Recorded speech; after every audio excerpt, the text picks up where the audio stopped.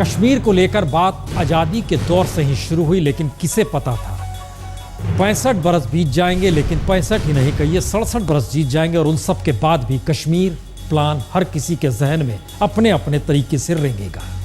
लेकिन जो जख्म जिन्हें लगे हैं, क्या इस सियासत बार बार उस जख्म को जानबूझकर कुरेदती है? आइए जरा नरेंद्र मोदी के प्लान यानी कश्मीर प्लान के मद्देनजर आज देखा जाए मलहम क्यों नहीं लगाया जाता है। शुरुआत राजनेताओं से नहीं, शुरुआत जम्मू और कश्मीर आम लोगों से। मैक्सिमम रेस्पॉन्सिबल होती है अपने स्टेट की लुक आफ्टर के लिए, वो डॉक्टर फारूक अब्दुल्ला साहब की सरकार थी, नेशनल कॉन्फ्रेंस की सरकार थी। लेकिन हमें इस बात से नहीं नकार रहे यहाँ पे कि डॉक्टर फारूक अब्दुल्ला साहब को भी उस टाइम हम लोगों की तरफ से निकलना पड़ा, घरों से भागना पड़ा, क्योंकि मिलिटेंसी इतनी पीक पे जा रही थी। लेकिन उस टाइम एक और बात हमें सामने मिल रही है, क्योंकि जो मुफ्ती मोहम्मद सईद थे पीपल्स डेमोक्रेटिक पार्टी के चीफ पैटर्न, वो उस टाइम गवर्नमेंट ऑफ इंडिया में एज ए होम मिनिस्टर थे, तो उनके ऊपर भी एक रिस्पॉन्सिबिलिटी बनती थी कि वो डिफेंड करे इस चीज को या उन लोगों को एक्सपोज करे जिनकी वजह से कश्मीरी पंडितों को घर से निकाला गया। यहाँ हालात खराब हो गए तो उस टाइम मेरी उम्र जो थी वो 18 साल की थी, तो जितना मेरे नॉलेज में है तो मैं यही कहूँगा कि उस टाइम जो यहाँ से पंडित जो हमारे भाई हैं वो यहाँ से भागे, तो खाली पंडित भाई ही नहीं बल्कि यहाँ से कश्मीरी लोग भी उस वक्त भागे, क्योंकि उस वक्त हालात यहाँ कुछ ऐसे थे। तो मैं ये नहीं कहूँगा कि उनको नेशनल कॉन्फ्रेंस ने या कांग्रेस ने या पीडीपी ने या किसी और जमात ने उनको यहाँ से भगाया। तो जान हर किसी को प्यारी है, तो वो जान बचाने के लिए वो यहाँ से उस टाइम चले गए। तो हम सबसे पहले सेंट्रल गवर्नमेंट से और स्टेट गवर्नमेंट दोनों से पूछना चाहेंगे कि वो 25 साल से कहाँ पे सो रहे थे।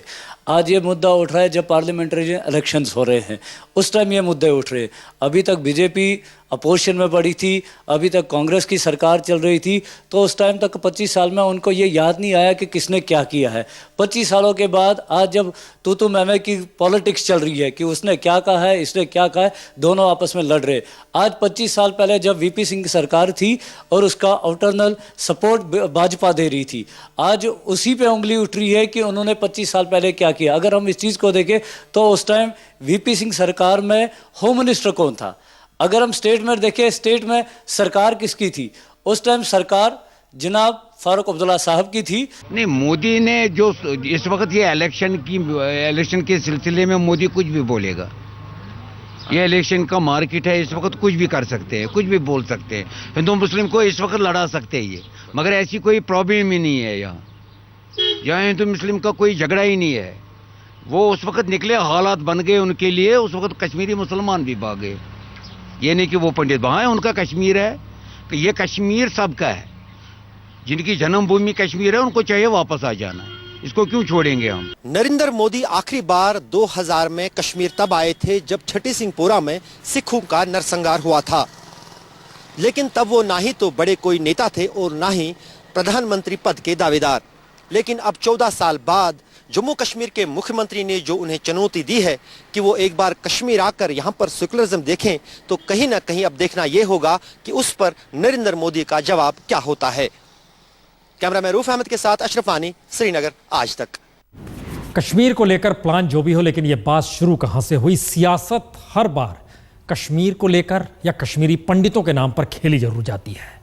इस बार स्थितियां बदली है, केंद्र में नरेंद्र मोदी हैं, तो फिर फारूक अब्दुल्ला के निशाने पर भी दिल्ली की हुकूमत या बीजेपी नहीं है।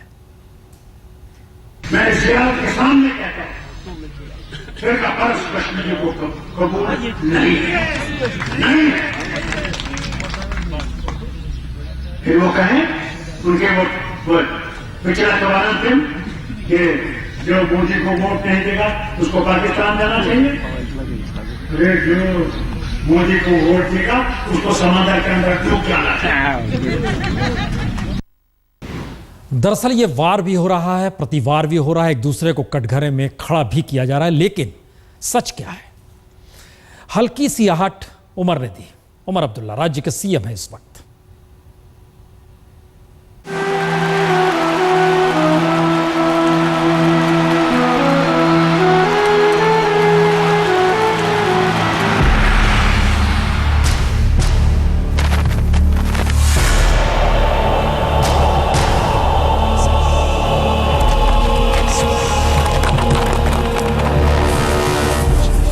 जम्मू कश्मीर की यह तस्वीरें 1947 की है, विभाजन के वक्त की तस्वीरें। सिर्फ 3 महीने में लाखों लोगों का कत्ल हो गया।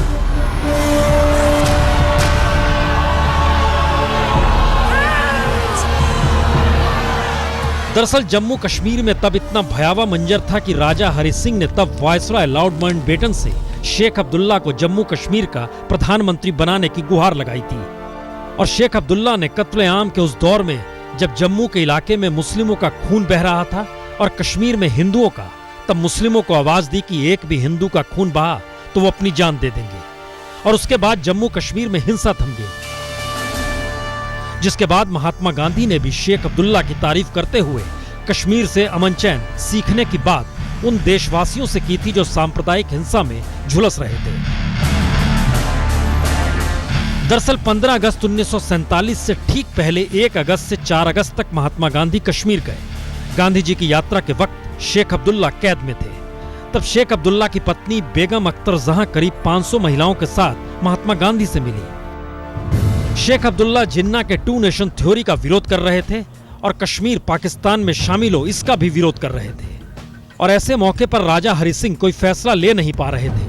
तब महात्मा गांधी ने कश्मीर में राजा हरि सिंह से मुलाकात की और अपनी 3 दिन की यात्रा की रिपोर्ट महात्मा गांधी ने जवाहरलाल नेहरू और सरदार पटेल को भी भेजी, जिसमें शेख अब्दुल्ला के सांप्रदायिक सद्भाव, लोकतांत्रिक मूल्यों और राष्ट्रवादी विचार का भी जिक्र था।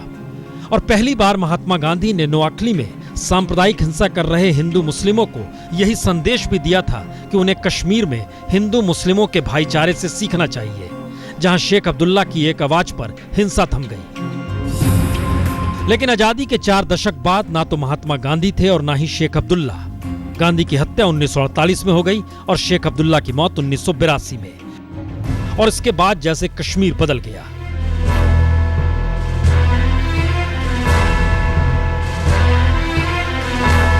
कश्मीर में आतंकवाद की दस्तक हुई। पाकिस्तान ने दस्तक दी। कश्मीरी पंडितों को राहत कैंप में पहुंचा दिया गया और 1947 में अमन चैन वाला मुसलमान 1989 में आतंकवादी करार दिया गया। 1989 में देश के गृहमंत्री मुफ्ती मोहम्मद की बेटी के अपहरण को जिस तरीके से दिल्ली की हुकूमत ने संभाला, उसका असर यही हुआ कि बाढ़ लगी भारत की सीमा पाकिस्तानी आतंकवादियों के सामने पिघल गई।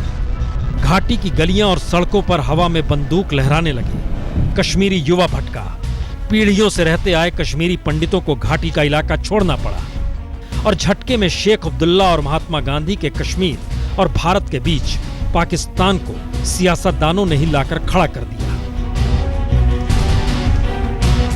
लेकिन सच यही है कि 47 में कश्मीर ने हिंदुस्तान को अमन चैन सिखाया और 2014 में कश्मीर के नाम पर देश के अमन चैन से खिलवाड़ की लकीर फिर खींची जा रही है। आज तक ब्यूरो।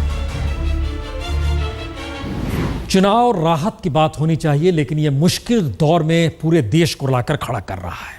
जिस बात का जिक्र फारूक साहब ने कश्मीर में किया और जिस बात का जिक्र गांधीनगर में नरेंद्र मोदी ने किया, क्या देश इन दोनों के बीच ही खड़ा है? हम आपको एक तस्वीर दिखाते हैं। 1992 की तस्वीर है। मुरली मनोहर जोशी लाल चौक पर झंडा फहराने गए थे। उस वक्त नरेंद्र मोदी उनके साथ थे।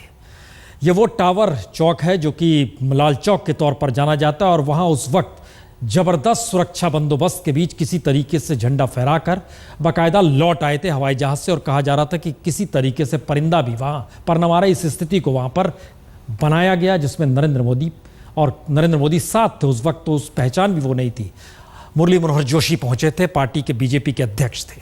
सवाल यही है, कश्मीर को लेकर कौन सा प्लान बीजेपी के जहन में रहा? अटल बिहारी वाजपेयी ने मलहम लगाने का काम शुरू किया। आज नरेंद्र मोदी ने यह भी जिक्र किया, हम दरअसल उस परिस्थितियों को और आगे ले जाना चाहते हैं। जिस पीढ़ी का जन्म हुआ होगा 1990 में, वो आज की तारीख में वोट तो डाल सकती है, लेकिन क्या उसके जहन में वाकई कश्मीरी पंडितों का दर्द या उस दौर में आतंकवाद की दस्तक को लेकर श्रीनगर से लेकर दिल्ली तक कि सत्ता जिस तरीके से आंख मूंदे हुए थी, वो उसके जहन में रेंग भी सकता है? यकीनन यह मुश्किल सवाल है, लेकिन हमें लगता है इतिहास को अगर कुरेदा जा रहा है तो पूरा सच सामने लाया जाए। आइए हम आपको लिए चलते हैं 1989-90 का दौर, श्रीनगर।